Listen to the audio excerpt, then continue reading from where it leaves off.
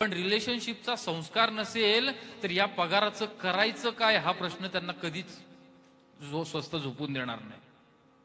कारण पैशाबरोबर वेगवेगळी आणखी आव्हानं येत आहेत जी नात्याला दूर घेऊन जात आहेत. आणि म्हणून आपण सगळ्यांनी एका अशा संस्कारामध्ये आपली पिढी वाढवलेली आहे की जिथे नाती आणि व्यवहार या दोन वेगवेगळ्या गोष्टी ठेवल्या.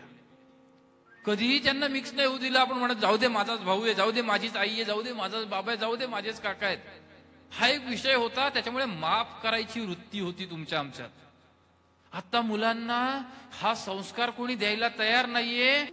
मित्रांनो, आपण या आजच्या कार्यक्रमातून आणि वर्षभर चालणाऱ्या या पूर्ण शृंखलेमधून असे संस्कार रुजवणार आहोत की जे आपल्या मुलांना त्यांच्या शेवटच्या क्षणापर्यंत मदत करतील. नव्हे त्यांच्या नंतर त्यांच्या मुलाबाळांसाठी देखील मदत करतील.